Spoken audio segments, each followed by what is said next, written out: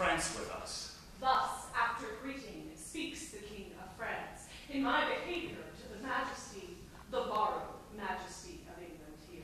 A strange beginning. Borrowed majesty? Silence, good mother. Hear the embassy. Philip of France, in right and true behalf of thy deceased brother Geoffrey's son Arthur Plantagenet, lays most lawful claim to this fair island and the territories, desiring thee to lay aside the sword that sways usurpingly these several titles, and put the same into young Arthur's hand, thy nephew and right royal sovereign. What follows if we disallow this? The proud control of fierce and bloody war, to enforce these rights so forcibly withheld. Here have we war for war and blood for blood, controlment for controlment. So answer France. Then take my king's defiance from my mouth, the farthest limit of my embassy. Bear mind to him, and so depart in peace. Be thou as lightning in the eyes of France. Where'er thou canst report, I will be there. The thunder of my cannon shall be heard. So hence, be thou the trumpet of our wrath, and sullen presage of your own decay. An honorable conduct let her have. What now, my son? Have I not ever said how that ambitious Constance would not cease till she had kindled France and all the world upon the right and party of her son? This might have been prevented, and made whole with very easy arguments of love, which now the manage of two kingdoms must with fearful bloody issue arbitrate. Our strong possession and our right for us. Your strong possession, much more than your right, or else it must go wrong with you and me. So much my conscience whispers in your ear, which none but heaven and you and I shall hear. My liege, here is the strangest controversy come from the country to be judged by you that e'er I heard. Shall I produce the men? Let them approach.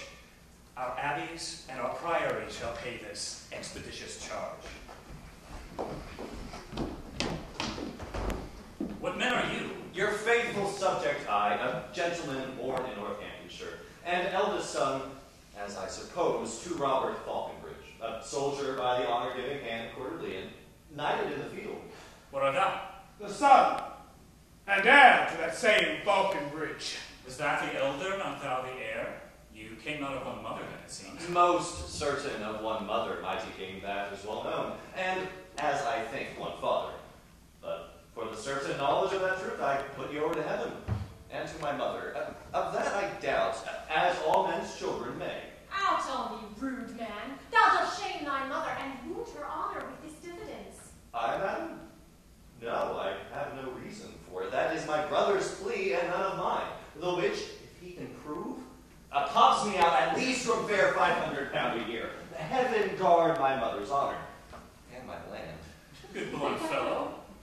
Why, being younger born, doth he lay claim to thine inheritance? I know not why, except to get the land.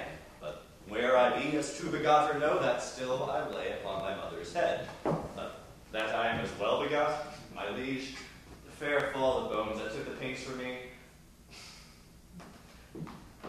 Compare our faces, and be judge yourself. If old Sir Robert did beget us both, and were our father, and this son like him, oh, old Sir Robert, father, on my knee, I give heaven thanks I was not like to thee. Why, what a madcap hath heaven let us hear. He hath a trick of Coeur d'Alene's face. The accent of his tongue affected him.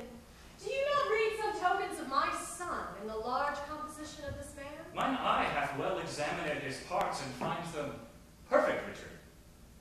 Sirrah, speak. What doth move you to claim your brother's land? My gracious liege, when not my father lived, your brother did employ my father much. Well, sir, by this you cannot get my land. Your tale must be how he employed my mother. And once dispatched him in an embassy. The advantage of his absence took the king, and in the meantime sojourned at my father's, where how he did prevail, I shame to speak, but truth is truth. Large lengths of seas and shores between my father and my mother lay, as I have heard my father speak himself, when this same lusty gentleman was got. Upon his deathbed, he by will bequeathed his lands to me, and took it on his death that this, my mother's son, was none of his, and if he were, He came into the world full 14 weeks before the course of time. Then, good my liege, let me have what is mine, my father's land, as was my father's will. Sirrah, your brother is legitimate. Your father's wife did after wedlock bear him, and if she did play false, the fault was hers, which fault lies on the hazards of all husbands.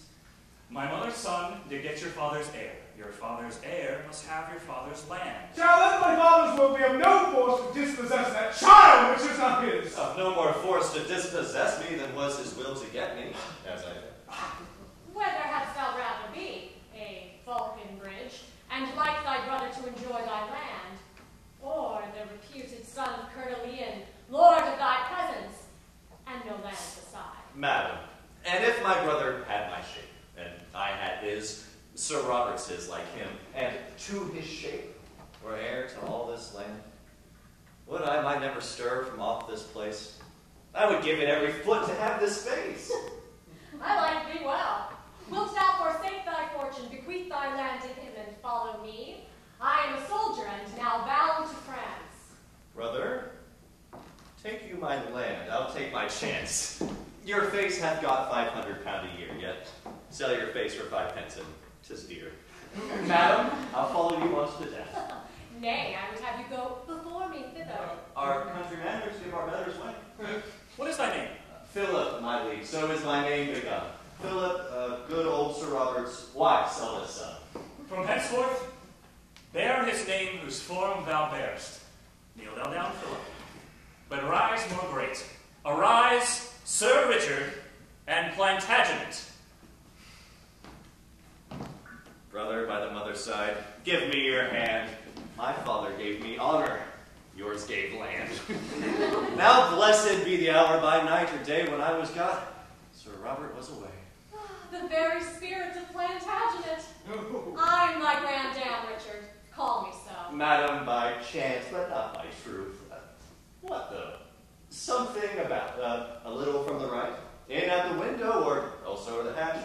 Who dares not stir by day must walk by night, and have is have, however men do catch. Near or far off, well one is still well shut, and I am I, however I was begotten. Go, Falconbridge, now hast thou thy desire. A landless knight makes thee a landed squire. Come, madam, and come, Richard. We must speed for France. For France, for it is more than need. Brother, adieu. Good fortune come to thee, for thou hast gotten the way of honesty. A foot of honor, better than I was. But many a foot of land the worse. Well, now can I make any Joan a lady? Good done, Sir Richard. Oh, God a mercy, fellow. And if his name be George, I'll call him Peter.